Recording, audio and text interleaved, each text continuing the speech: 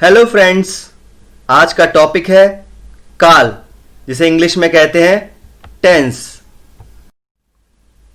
काल का अर्थ है समय।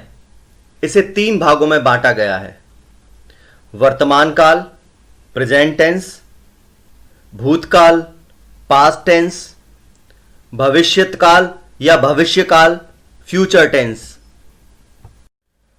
वर्तमान काल, जो समय चल रहा है वह वर्तमान काल का बोध कराता है या ज्ञान कराता है। वाक्य के अंत में ता है, ती है, ते है, रहा है, रही है, रहे हैं, चुका है, चुकी है, चुके हैं आदि शब्द आते हैं। इन शॉर्ट हम कहें तो वाक्य के अंत में है आता है। वह पत्र लिखता है, बंदर पेड़ पर चढ़ता है, तुम क्यों लड़ते हो, भारत मैच जीत रहा है, सीता खाना पका रही है, वे गाना गा रहे हैं, मैं खाना खा चुका हूं, बच्चे सो गए हैं, आज मुझे मौका मिला है। तो ये सारे वाक्य अभी चल रहे हैं, तो ये सारे वाक्य वर्तमान काल के अंतर्गत आते हैं, जो हमें बताता है कि काम हो रहा है। भूतकाल, जो समय बीत चुका है या गुजर गया है वह भूतकाल का बोध कराता है या ज्ञान कराता है।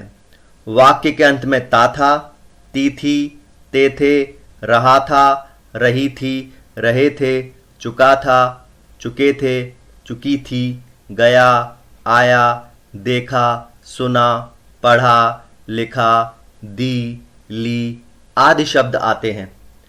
संक्षेप में कहें तो वाक्य के अंत में था, थी, थे तथा आ, ई, ए का स्वर आता है।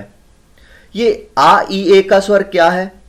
जैसे डॉक्टर ने दवाई दी तो दी के साथ ई का स्वर आता है।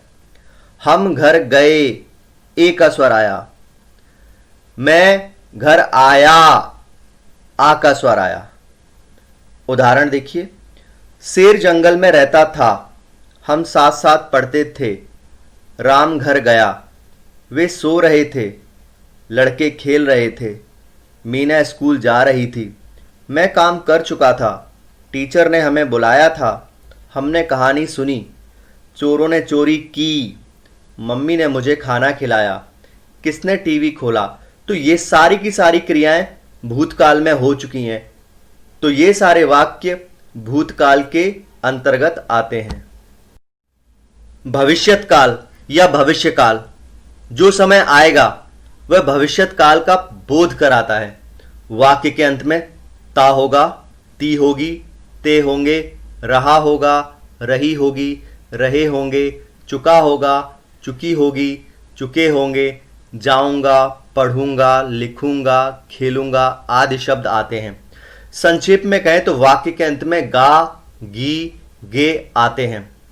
उदाहरण के लिए, वह घर जाता होगा, बारिश हो रही होगी, मेरा बेटा आ चुका होगा, मैं नानी के घर जाऊंगा, शाम को हम पतंग उड़ाएंगे, बच्चों ने पाठ याद कर लिया होगा, मैं अब कार्टून नहीं देखूंगा, राधा नाच रही होगी, हम फिल्म देखने जाएंगे। तो हम देखते हैं ये सारी की सारी क्रियाएं भविष्य में होने वाली हैं, आने वाले समय में होंगी। तो यह सारे वाक्य भविष्य काल के होंगे। धन्यवाद।